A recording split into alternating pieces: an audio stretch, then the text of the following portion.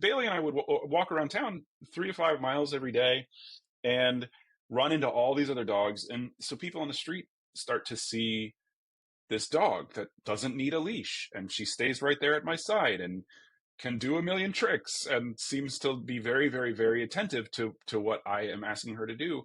And so just like one by one, these people that I'm meeting on the street are saying, how did you do that? you know? And the thing is that, occasionally somebody will say, hey, can you train my dog? And I'll say, no, I can't, but I can train you. I can train you to train your dog.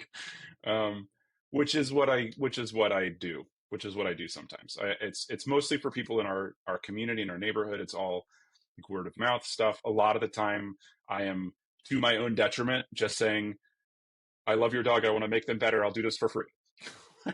like I'll, you know, um, and so it's not a proper business. It is the epitome of a passion project, to get together with these people and work with their dogs and see their dogs improve, and maybe make a little bit of money here and there. But it, you know, and it isn't dog training. It's people training for dogs.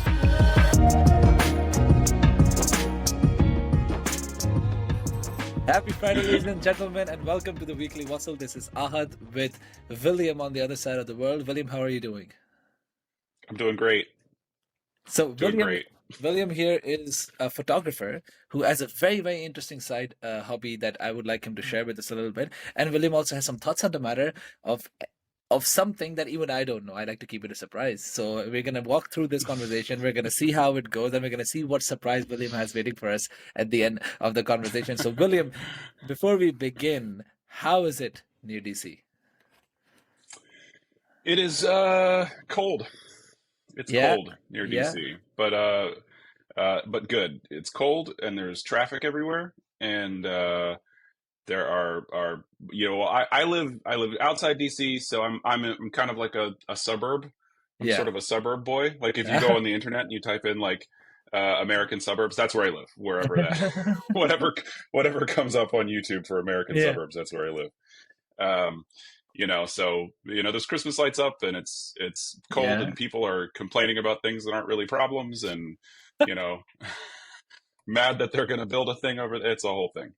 yeah, Um, but it's good. It's very good. The yeah, the this we're while we're recording this, it's 3 days before Christmas, and yeah. that's The festive season is it upon is us. the festive season is very much upon us. Indeed. Absolutely.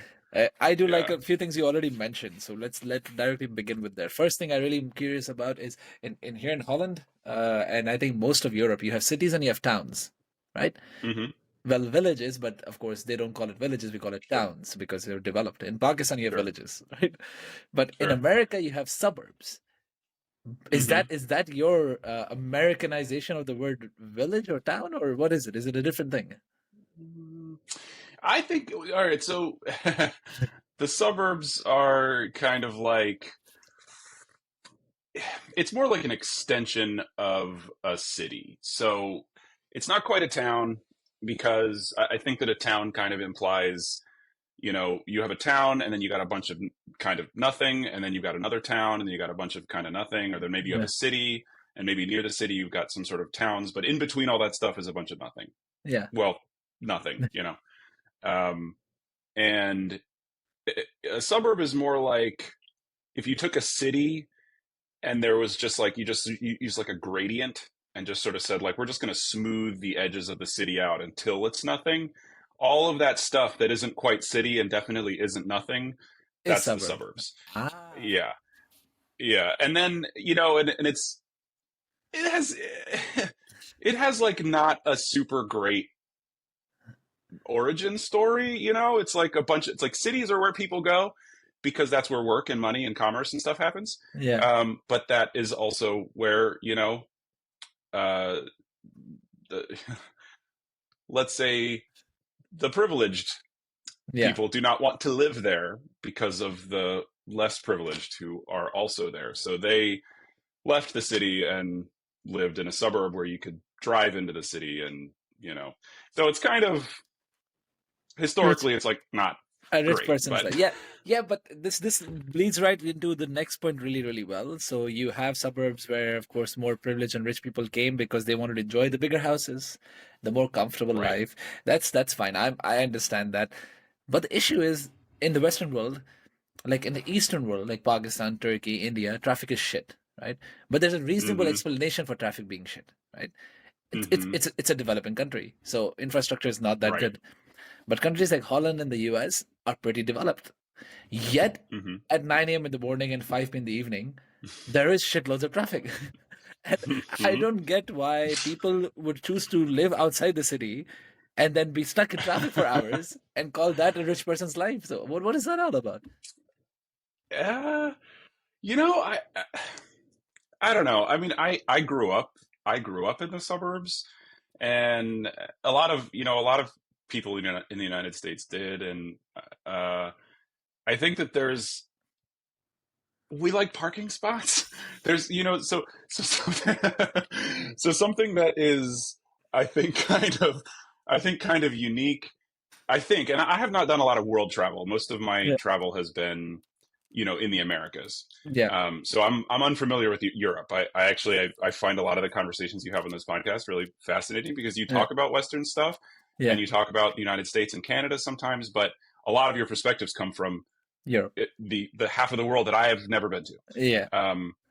But one thing I think that people outside of the United States don't oftentimes grasp is how huge it is.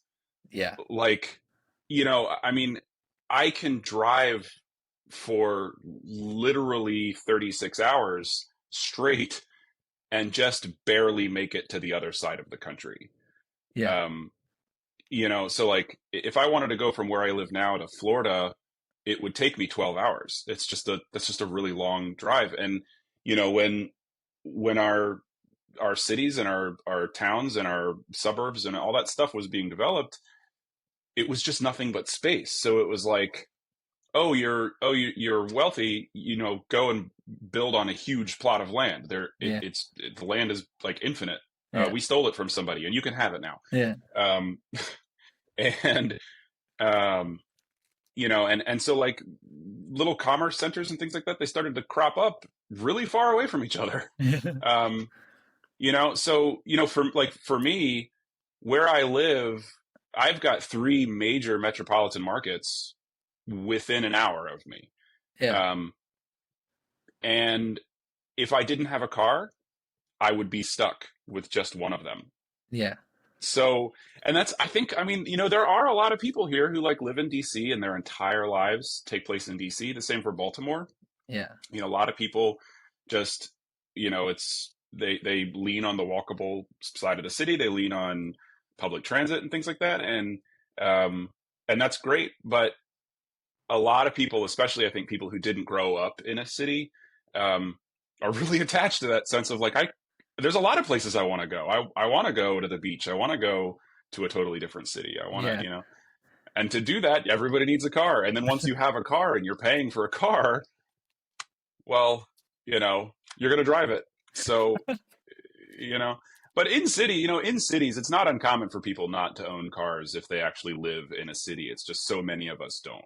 Yeah. So I don't It's know if that just really answers your question, but I think it's an interesting perspective. So yeah, my question was mostly about traffic and how no matter how developed the countries get, and the US, as you said, has a lot of space, yet it has a lot of traffic, mm-hmm, no matter what. And in mm-hmm, Holland, of course, there's not a mm-hmm, lot of space, but it is still a lot yeah, of traffic. But I do like your perspective about okay, how important a car is to you guys there, and how huge it places. If I map the US over Europe, it covers most of Europe. So it tells you a lot. right, Like if I drive 36 hours from where I live, I can reach almost Turkey.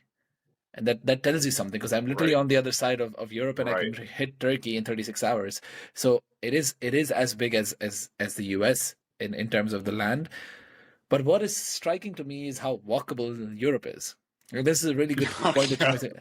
It's really so walkable that yeah, I'm refusing to go outside into the suburbs. So I get your point of a suburb now. We mm-hmm, also have the concept here near big cities, suburbs. They're basically little towns that mm-hmm, got absorbed by the city because the city was getting so big.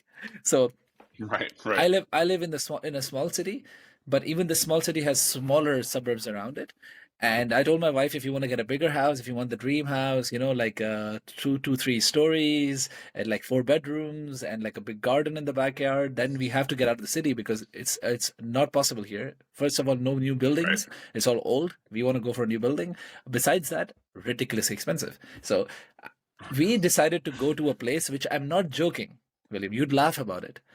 It's 15 minutes from the city center by bike, by a bicycle. Imagine by a Okay. bicycle, not a Yeah. car. Well, by a car it's also 15 minutes because that's how the walkable the city is. That by bike it takes the Yeah. same amount of time that a car does, but Right. it's that close, and we don't want to move because right now we live 2 minutes away from the city center by bike. So I'm like, my life is going to change. I can't go there. I don't know what I'm going to do. Right now, I go get outside in the night. I walk around. I have a very fancy street of immigrant food right next to me. I have the city center right next to me. I have parks next to me. What will I do in that Hmm. suburban region where I don't have anything? And they're like, yeah, but it had its own thing. So imagine the difference. And when you talk about like Yeah. being restricted in America without a car, because you have Baltimore 1 hour away, DC 1 hour away. In Holland, I live in Eindhoven. My work is in Belgium. My other work is in Mm. Amsterdam, and I use trains to get everywhere, and I can get there within an hour everywhere. That's how Yeah. well connected the public transport and Yeah. walkability is. So it always shocked me how US is so car centric. Same as Yeah. Pakistan, to be honest, because in Pakistan we have the same concept. I live in Karachi, which is one of the biggest cities in the world. Uh, 25 million people documented. Undocumented, it's Wow. much more than that. Yeah, in one city. So there's Yeah. this huge swath of land that you can only access by car because public transport is Yeah. I mean, non-existent. Yeah. yeah. I mean, and I mean, I think Americans who aren't kind of like high on the idea that everything American is the best it could possibly be, uh, are envious. we're we're jealous. We're jealous of the way that so many European countries have like figured it out. And there are reasons. There are reasons that it is hard to do over here, and some of them Yeah. are practical, and some of them are political, and Yeah. um, but it's not lost on those of us over here who are like thinking about it and like you know Yeah. it's not lost on us. It is crazy. It is crazy, but it's also not quite. We have traffic hotspots, Yeah. but it is not so bad most of the time. Yeah. It's I think that especially if you look at social media or you're watching TikTok about traffic in the United States, you're getting a really skewed idea of what it's actually like. you Yeah, know, that could be the case indeed. so but I don't know. We need fewer cars. I'm a photographer and I'm a dog guy. I don't know anything about. I don't know how to fix the traffic problems.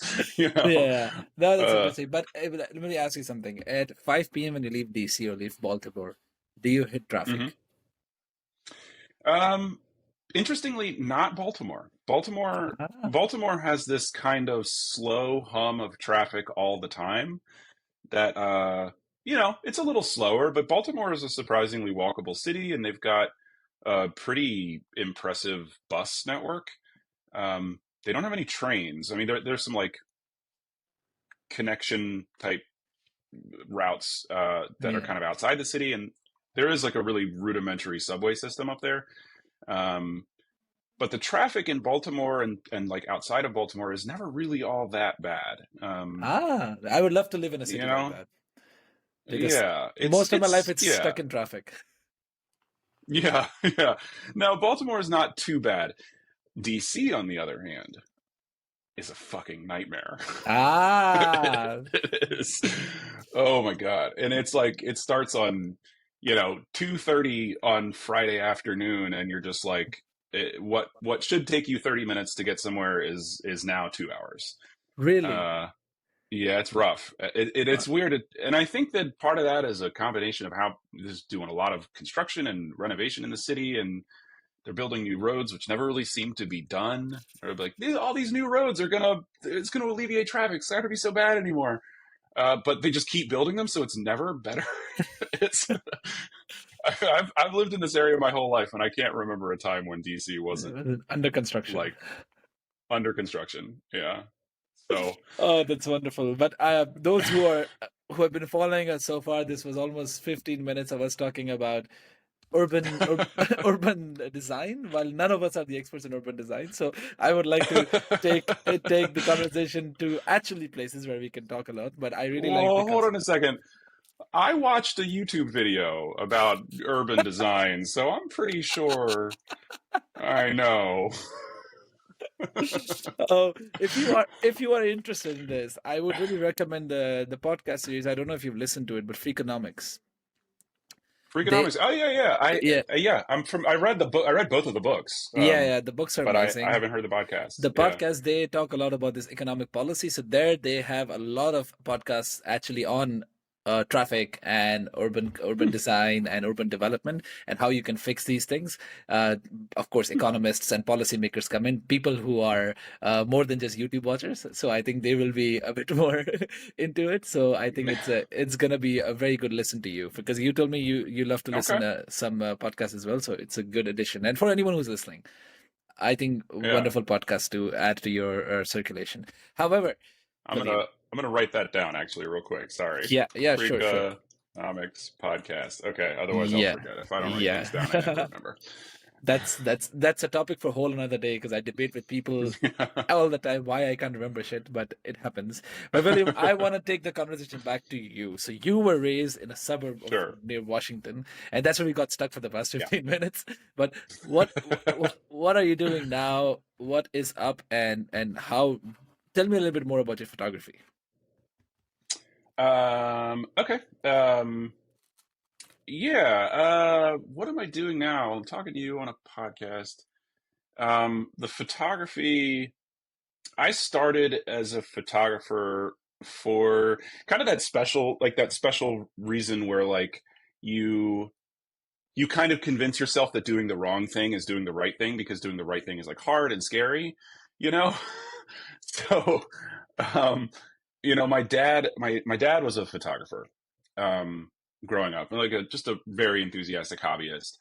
And so by the time I was 16 or 17, I knew what a good photograph looked like, Um, and then it was really just kind of a matter of figuring out the technical side, like technically, how do I take the picture that I know looks good in my head and turn it Yeah, into a photo, with a piece of equipment. And so I was in high school. Do you guys have what do you call high school there? yeah, they I, have I it. think you kind of change the names are so like here we have elementary school, middle school, high High school, and school, then you go yeah. off to college. Yeah, yeah, yeah. Here as Um, well. I think very similar. I think here high school, you guys have high school of 4 years, right? yes. Yeah, it's the same. You have like I don't know the Dutch names. My Dutch isn't that good, but you have like the young kids school, then you have the middle bar school, which is basically middle school, and then you have the Hmm. upper middle school, which is basically your high school, and then after that you go to university. Right. But in Pakistan, it's a bit Okay. different. We have the British Okay. system. So our high school is 5 years divided between two sections. So you have 3 years in one section, and then you graduate and you go to Yeah. another high school for 2 years, and then you graduate and go to university. Okay. Yeah, Okay. Okay. That makes sense. So it kind of like, yeah. Okay. yeah, Um, yeah, that was what I was wondering yeah, because the British system has it's just a little yeah. like I said, I have not been over there. Yeah. But um, but but so yeah, so I mean I was in high school and was just having a rough time. I was not doing well in high school.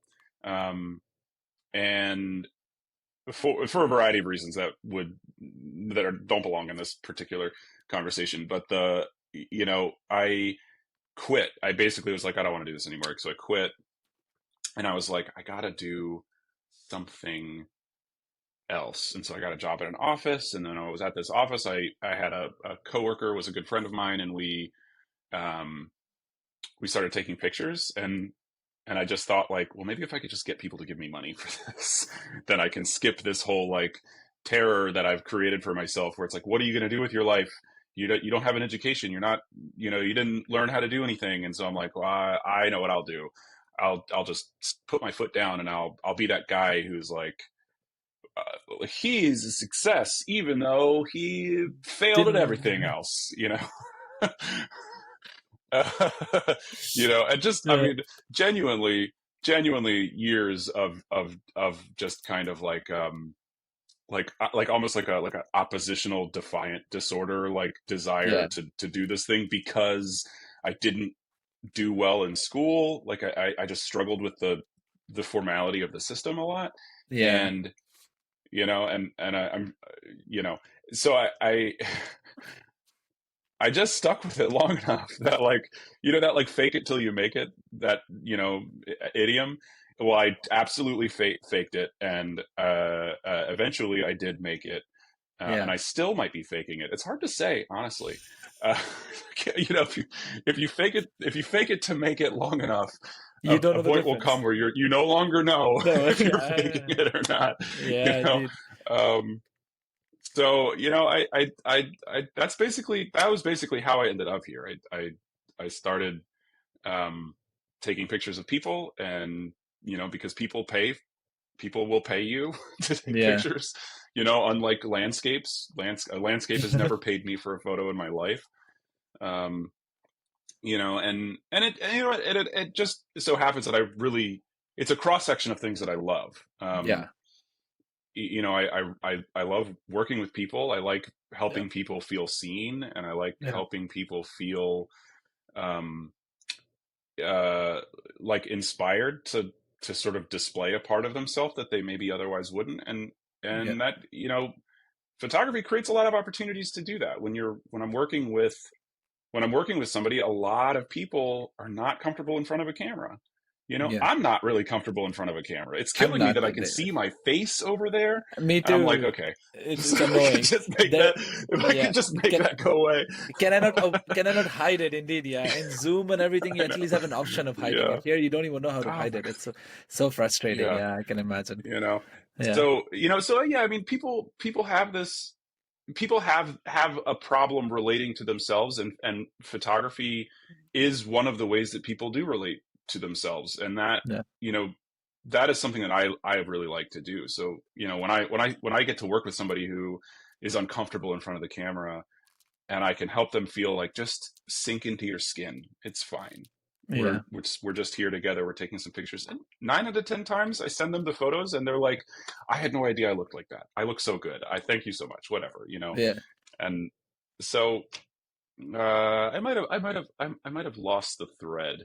You said, "What am I doing now?" I'm taking pictures of people. I'm loving it because I already have like three questions lined up for you just by Okay, listening to your stories. So if you allow me, if you don't have sure. if you lost the thought, then I would like to add. Uh, I am on the other side of the spectrum, right? We come from Pakistan. India, Pakistan, Bangladeshis are very famous for being overeducated because our parents tell us that, you know Hmm. what, you need to learn, learn, learn. So I have a master's, I have a Hmm. bachelor's, Yeah. I'm in data. So I, of course, have this preconceived notion. I do not believe education is important in a way for you to be successful, but I do believe it's important for you in a way to groom yourself, right? Hmm. It Yeah. teaches you people skills, it teaches you research skills, it teaches you those kind of things.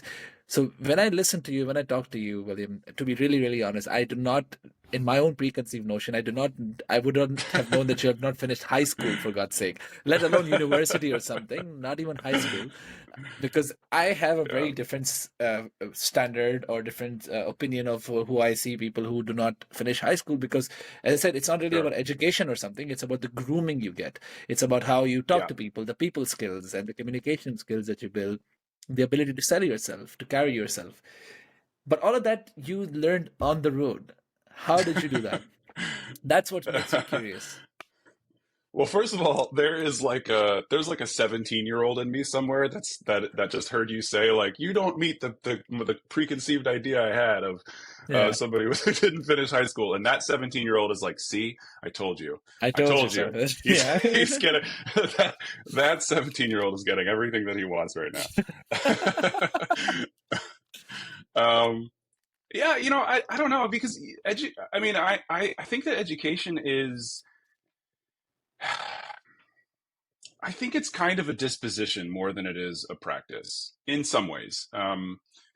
And it's not that I didn't like learning things. It's not that I wasn't bright or capable of taking in new ideas or interested in new ideas or interested in challenging my perspectives or any of that. It was something about the system. It was something about the formality of the system. Yeah. I've never really responded especially well to like institutional authority, which is not great. I'm not like I'm not saying that that's you know super good uh, or anything, but it is what it is. That for whatever reason the systems that we had in place, um, they just weren't. At that time in my life, I didn't slot into them very well. Yeah. Whatever sort of like weird kind of um, you know emotional defect I had that made it hard for me to exist and excel in that environment. Yeah. Um, it just didn't work for me. So it was never that I wasn't interested or I wasn't capable. It had something to do with the system, the way that it was being applied. Um, and so when I left school, I mean I did have a bit of a chip on my shoulder. Uh, I didn't want to be what people thought a person who didn't finish school was going to be, you Yeah. know. Um, and I read a lot of books. I went and I learned a lot of stuff on my own, and Yeah. I tried to soak up information um, as best I could, but kind of like just kind of aimlessly. Like I want to be well read. I want to understand things, and I interact with people all the time. I love to interact with people, and it turns out if you have kind of like kind of like a working surface knowledge of lots of things, you can interact with lots of people and have, intelligent conversations, or at least intelligent sounding conversations. Yeah. Um, I think a distinction should probably be drawn between those two. No, but I think um, I really appreciate your last point, because the concept of continuous learning has nothing to do with institutional education, right? I completely yeah, agree with you. I think being curious is an individual trait, and you're a very good example of a person who was curious. Doesn't matter if they went to through the system or not. Sometimes the system can dampen that creativity and that curiosity of yours, yeah, because they make you force you to read these boring books that once you graduate you go like, you know what, I'm never touching a book in my life, because if this is what books mean. right. And that's what happened to me when I graduated from university. I was not in favor of books at all. I was like, you know what, fuck this. I'm not Mm, doing this. It doesn't make sense to me. yeah, yeah. And that's why I found the world of podcasts, because I was like, you know what, this is better. This is audio or spatial Hmm. storytelling that I can get on board with. But then slowly I started reading books, and I go like, man, this podcasts are fine. YouTube videos are fine, movies are fine, but the amount of effort it goes into coherently writing a book, that person did Hmm. their research and they're distilling it for you in a really easy format that you Yeah. can easily consume, and still not many people do. So the fact that you can train yourself to be like, you know what, I want to be well read, and that shows in the way you carry yourself, in the way you talk to like, I want to be, even if it's intelligent sounding and not intelligent per se, it still works. And I Sure. agree with your concept of not really fitting into the system. But I just hope that you're not an anarchist by nature, that you just walk around and arguing with police officers just for the sake of it. But No, no, no. I think that there was a time, probably, or maybe, you know, late teens, early 20s, where I might have, if I had a more of a, yeah, I've never been all that much of like a troublemaker. I'm simultaneously like, I'm a little non-confrontational. So it's like, uh, I don't really like institutional authority, but that also sort of means like I'm going to try my best not to brush up against that authority, you know? So like I if just I'm go going to do my break the thing. rules, Yeah, you yeah. know, if I'm breaking the rules, I'm going to do it, like where I'm not going to get caught, I'm not going to do Yeah. anything that's really going to come back to haunt me too hard. Yeah. because I'm, as much as I don't like the authority, I also don't like dealing with my feelings about my response to Yeah. that authority. So, Yeah. um, I mean, no, yeah. So I'm definitely, I'm not an anarchist. But not by any stretch. I, I, uh, I, and as an adult, I've developed a much greater awareness of what my brain's inclinations are, Mhm. and to try my best to try to counterweight it a little bit. Yeah. It's not I think one of the main things that I've learned in my life, at least as far as like me, like as far as I'm concerned, but I do suspect it's kind of everybody. Um, we're I don't think I'm highly aware that I am capable of being incredibly dishonest with myself, and I am not gonna know that that's what I'm doing until later, Yeah. you know. Um, and so, I think that I've from that comes just a level of sort of like introspective humility, where I'm like, I think this is what's going on inside of me. I don't really know. I'm gonna need to watch and like sort of listen to see if I'm telling myself the truth about this or that. You know what I mean? Yeah. Yeah. Um, It happens so much. It happens so much that you want to do something. Your brain at that point in time says this is important, but at another point in time, it doesn't give a shit about what it said before. It's the most flippy yeah. floppy thing I've ever seen in my life. When you sit down, you go like, you know what, you need to. For me, like losing weight has become a big deal. I think throughout my journey, I keep talking about it. That okay, I need to lose weight, I need to work out, I need to eat less, I need to do these things, and my brain goes like, good, let's make a plan, let's do this. Next morning, I'm walking down the street. I see Mm-hmm. Subway. I smell the cookies. My brain goes like, "You want that?" I'm like, "No, I don't. We just decided this yesterday, man." And it goes like, "No, no. I think we'll fix it tomorrow. Let's have some cookies today, Uh-huh. right?" So, Yeah. and how do I trust this thing? Right, right. Yeah, there's this sense of like you're walking past the subway, you smell the cookies, and you're like, we just talked about this. And you're like, no, no, no, that was a different guy. That other guy talked about this. I'm this guy. This guy wants that fucking cookie.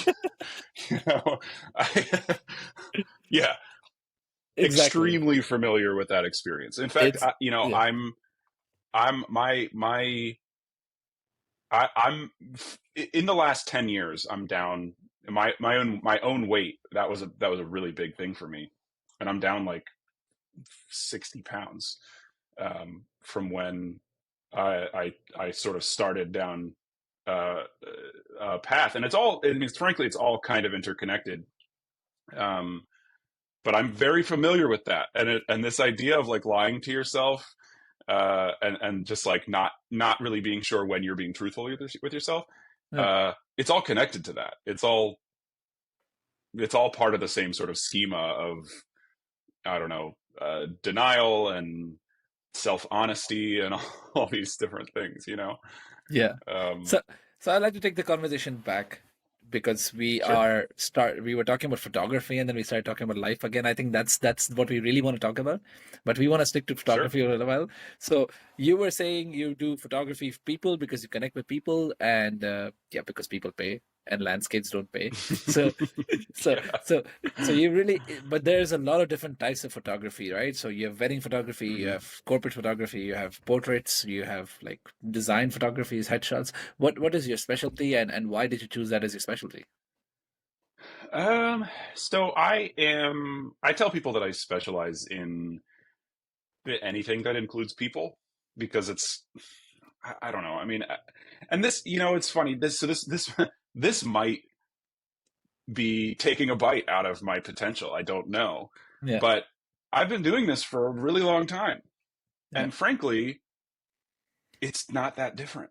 Like, mm, like I'll hear people say, browsing Reddit or community, photographer community groups, and there's a lot of talk about like, oh, specializing in boudoir photography or specializing in kid photography, specializing in weddings, and I'm like, what do you mean specializing?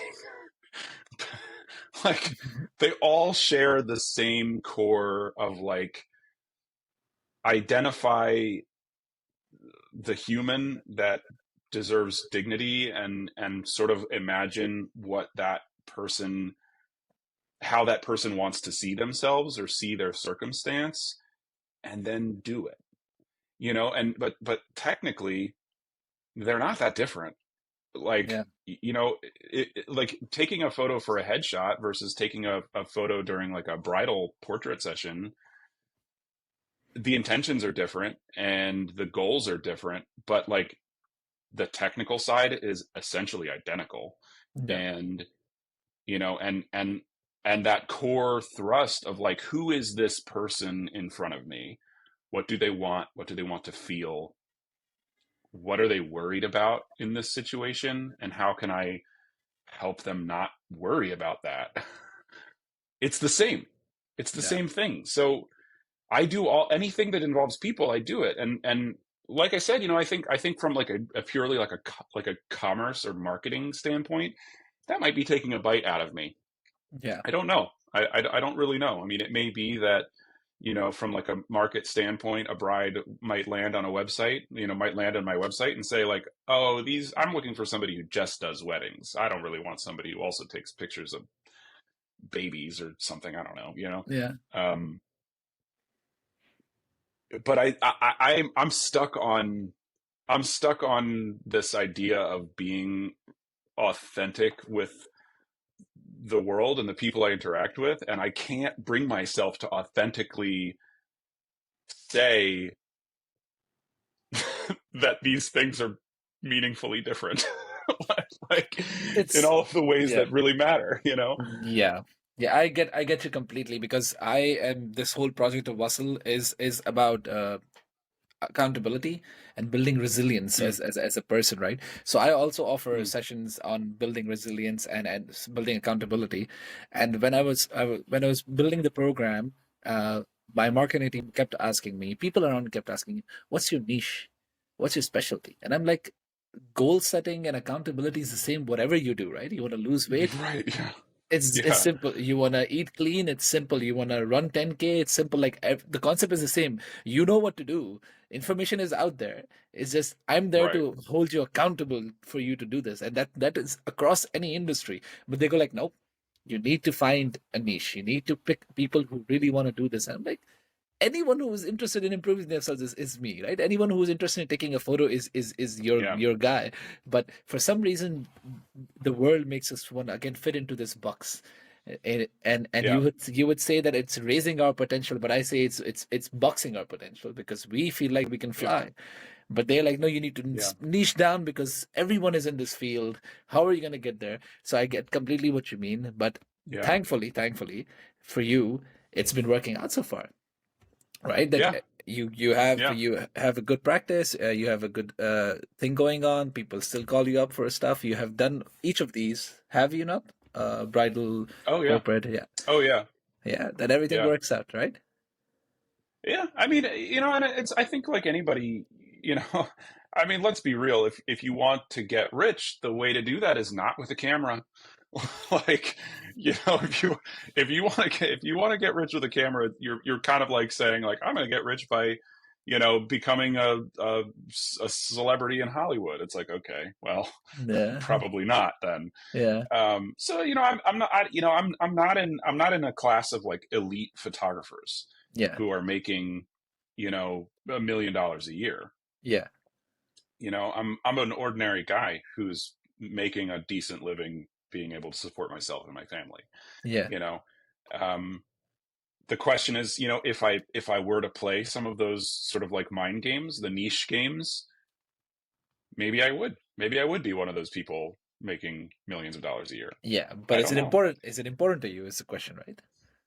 It's right, and I think I don't know. There might be like some like uh, Marvel Cinematic alternate universe version of me who's like, man, you don't know what you're missing on the other side of selling out or something. I don't know, you know. But from where I'm sitting, I'm like, I'm happy with what my company does, and I'm happy with the rewards that it gives me, and Yeah, um, like everybody wants to see more resources when they can, but I just I've done things that I hated, you know, for just for the resources, Yeah. and I've done things that I love without any resources, and I think I have a pretty nice middle ground here. Yeah. You know, I think I have a pretty nice uh, mix of like I get to do a lot of things that I love and not too many things that I hate, and I make enough money, not all the money, but I make Yeah. enough of it, you know. Yeah. Um, so I don't know if that answers your question. I think it No, does. I think it does. Yeah, I think it does. And but photography is not your only passion, right? So you do No. photography, and you're telling me that you want to talk to people, and landscapes don't pay you, but I would assume animals also don't pay you, right? So Not yet. not yet, right? So you found a different way of having your passion with animals and working with animals, yet it you found a way to get paid for that. So what is going on there? Okay, so I, I, I'm gonna give you a little. I'm gonna give you a little vignette. Let me see if I can keep Yeah, this under 2 minutes. y- yeah, The- I I used to really not care for dogs. I grew up in a household that I think the largest pets we could have were um, like like gerbils, like guinea pigs and stuff, like little, you know, and that was always unsatisfying to me. But you know, I think we had rabbits actually. Now that I think about it, yeah. um, I did it as well. That's the max we are allowed. yeah, yeah. The biggest animal you can have is rabbit, and you know what? They don't love you. They don't even pretend to love you. You know, that's that's a big weakness for such a cute animal. Yeah, Um, you know, so I grew up in this house that we didn't have dogs, we didn't have pets. The biggest pet, just like rodents in cages, and um, by the time I was older, I didn't like dogs, and I think that I had like a scary interaction with a big dog when I was a little kid or something, and it just sort of. But then one year in the snow, we had this crazy snowstorm, 2 or 3 feet of snow, which is a lot for this area, and uh, I'm out there shoveling our driveway, and this little black and white dog comes trotting up my driveway, just out of from nowhere, you know. And I'm like, okay, well, you know, I believe in being kind. I believe in kindness for living things, sometimes not living things. Um, and so I'm gonna try and help this little dog. And so I bring the dog in, and I'm looking for its owners, and but it's been snowing, so the shelters are all closed, and there's no way to really find him. So this dog is here for 2 or 3 days. So when the snow finally starts to clear, we put up some signs, we looking for their owners and stuff. Uh, and their owners aren't turning up. And one day I'm sitting there, I'm reading a book or something. I'm sitting in my big old chair, my mom's old chair from when I was a little kid. And this little black and white dog, his name was Mikey, he comes up and he just hops up into my lap right in front of like he had never done this before. Just like he just decided he was like, okay, I'm gonna get onto this person's lap. Here we go. And he gets up onto my lap, nestles himself kind of like in between me and my book, and I'm like, okay, I guess you live here now. I guess, like, I guess you're my dog. yeah, Uh, um, and I just turned on a dime. It was like I suddenly got it. It was like, oh, man's best friend. Oh, they like there is this weird kind of back and forth. Like it's sort of a simulated it's like a simulated person. I don't know how to explain mhm, it. Um, you know, and so I had him until he passed away, and immediately picked up this other dog. But you know, from a shelter, I found this other dog from a shelter, and that's what I'm talking about, Bailey. And you know, the relationship I had with the previous dog was more like the relationship of like roommates. Like, oh, this creature lives here. That's kind of it. This he lives with me. Um, when I got Bailey, though, it was like a light clicked. I was like, oh, this dog is responding very much to me specifically, and I started to train her, and she started to learn, and then I'm seeing this like back and forth where I'm like, oh, I can read what she's saying to me, and now she's starting to read what I'm saying to her. And I mean, we're talking like cross species communication. So, there's an element of anthropomorphizing the experience of this dog. Um, but there is some kind of a two-way street. There is some kind of a two-way communication that I can see bear out in circumstances, in like actual circumstances where she knows what to do because I've trained her how to do it. And I know what she wants because she has trained me to know what she's asking for. Um, and like everything else, like almost like this version of me back when I left school and I dove into books and learning. I said, this is fascinating. This dog thing is crazy. It's amazing that this dog seems to know what I want and is interested in learning and is getting so good at it. And so I just started reading. I started reading all the books I could find about dog training and watching seminars and all this stuff. And this dog is trained. And now she's not like a show dog. I mean, she's a mutt. She doesn't, she has no predisposition for anything except for treats. But as far as like your everyday household dog is concerned, this dog is brilliant. She knows exactly what to do, and she does it with incredible discipline. We were able to teach her to stop chasing squirrels, chasing deer. She won't chase foxes. She'll wait for permission to go and meet another dog if we're out on the street. These are just really uncommon things for a household dog. And so I started walking her around the neighborhood, so we walk 3 to 5 miles every day. Oh, that's a just, lot. I guess it is. I don't know. I've lost my perspective. sorry for that, because for an American who loves cars, walking 3 to 5 miles a day is a very big deal. Well, there's a schema there where, it's like she needs the exercise, she needs the stimulation. And I want to burn those calories. I want to be active. I'm sitting here at a desk a lot of the time.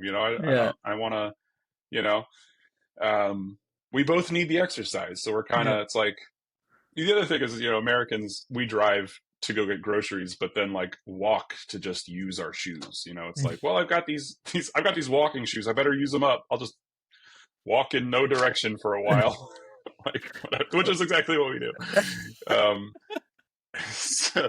So we're just, Bailey and I would walk around town 3 to 5 miles every day and run into all these other dogs. And so people on the street start to see this dog that doesn't need a leash, and she stays right there at my side and can do a million tricks and seems to be very, very, very attentive to what I am asking her to do. And so just like one by one, these people that I'm meeting on the street are saying, how did you do that? And the thing is that, occasionally somebody will say, hey, can you train my dog? And I'll say, no, I can't, but I can train you. I can train you to train your dog, which is what I do. Which is what I do sometimes. It's mostly for people in our community, in our neighborhood. It's all like word of mouth stuff. A lot of the time, I am, to my own detriment, just saying, I love your dog. I want to make them better. I'll do this for free. like I'll, and so it's not a proper business. It is the epitome of a passion project, to get together with these people and work with their dogs and see their dogs improve, and maybe make a little bit of money here and there, but it isn't dog training. It's people training for dogs. Yeah. It's people training. I really like it. Yeah. Yeah. Imagine like how people would be willing to train their dogs, but not train themselves. So they'd be like, can you train my dog? No, I want to train you so you can be able to train your dog. But come on. Can't you just train my dog? So I just say, hope, and it comes. Yeah. Yes, absolutely. And what's that? Does that happen? I'm sorry, say it again, back up. But I think I'm saying blanked on that one line. No, I'm saying, does that happen? Like people, you tell them that I want to train you, and they go like, no, I just want you to train my dog. Yeah, most people, when I say that, they walk away. But Wonderful sales trick. Yeah, right. Um, yeah, I mean, the people that I work with understand that, like, occasionally somebody wants to like send their dog away with me, like send them to Camp William, and it's like, no, it's not gonna, that's not gonna work, because the truth is that like dogs are actually kind of a fascinating reflection of their people. Yeah, Um, a dog a dog behaves with a lot of the same kind of um, drive that their people have, and so it is not altogether surprising that Bailey is a very uncommonly disciplined dog, because I'm kind of an uncommonly disciplined person. I'm not liking Um, you anymore. I was enjoying our conversation, but now I'm hearing discipline, walking 3 to 5 miles a day. My God, William, it's like I don't know you anymore. maybe we need to do this again. I'll get you the discipline you're after. We can do it. Yeah, you're gonna people train me now. How people Discipline. train you. um, Yeah, I mean, but the thing is that, first of all, like when it comes to training a dog, it is about discipline, because dogs learn from consistency. What you do with a dog repeatedly, they will do again and again and again and again. And so, if you want to teach your dog to, sit on a couch when you walk into the house, you're just going to need to run through the steps to teach them that every single day until they get it. And for a lot of dogs, they're probably going to get it in like 2 or 3 days if they're properly incentivized. Some dogs, it might take a month or 2 months. But in all cases, you just have to do it again and again and again every day, even if it's only a little tiny bit. But it will work, unless your dog is like brain damaged or something, and then maybe, I don't know. That happens sometimes. They're living creatures after all. But um, you know, and that's exactly the same thing that's true for people too. If exactly. you want to succeed at something, whether it's personal or professional, you're just gonna have to do the thing every single day. Even if it's just a tiny little bit. And over time, it will work. Like Yeah, I tell myself that all the time, where I'm like, there's a project, there's a thing I want to learn, or there's something I want to complete, and it's like, it just feels daunting. It feels too big. It feels too hard. And it's like, you can't do it today. This is something that is the aggregate of months and months, maybe years of effort, which means that all you can do today is a tiny little bit. So as long as you do a tiny little bit today, all you have to do is a tiny little bit tomorrow, and the next day, and the next day. And eventually you're done. you're done. Wow. As long as you don't hit a day where you just don't do it, eventually it gets done. So I I I genuinely think, actually, part of what fascinates me about training dogs is how similar it is to training ourselves. You Yeah. know, the things we want to do, you know, are they're hard. They're hard to do, and we're kind of dumb. We're kind like, I mean, our continuity of self is not great. Like you were talking about, like the cookie. I want the cookie. The guy yesterday didn't want the cookie. The guy today does. And this idea that, like, this like continuity of self, where I am that guy from yesterday. Yeah. We're the same, on the same continuum, Yeah. and this idea of just like a little every day, consistent application of discipline is that is you develop a continuity of self that way, and you develop discipline that way. Boy, I really kind of went off the rails there. No, you have no idea how much I enjoyed this, because it felt like you were talking to me. It felt like you were attacking me. That you should know this. A dog knows this, for God's sake. You should know this. But I will let that pass.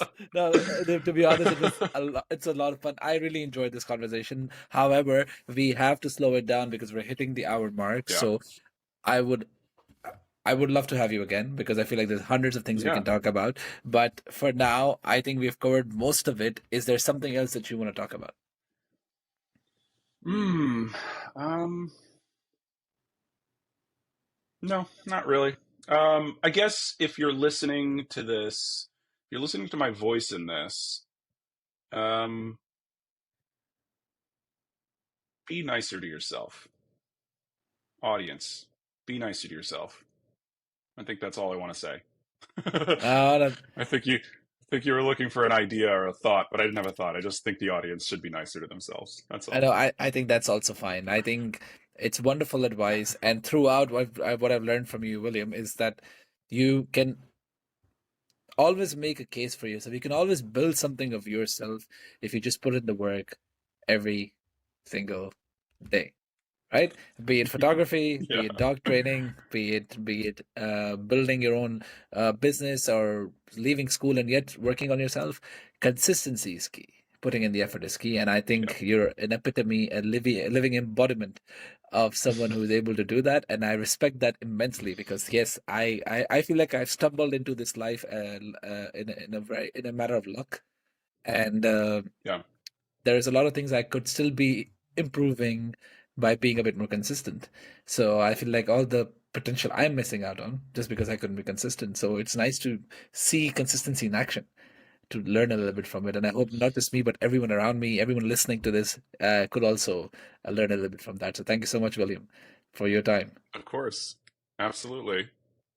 This Yeah. was fun. I appreciate It, you having me on. It was indeed fun. Thank you, everyone else, for listening. I hope you have fun, and I'll talk to you next time. If you haven't already, do check out the roundtable. We are live with our first session already, and we are looking for the upcoming quarter participants. So if you think you want an accountability group where you come in and get shit done, roundtable is the place to be. So sign up using the link below, and I'll see you there. Thank you so much.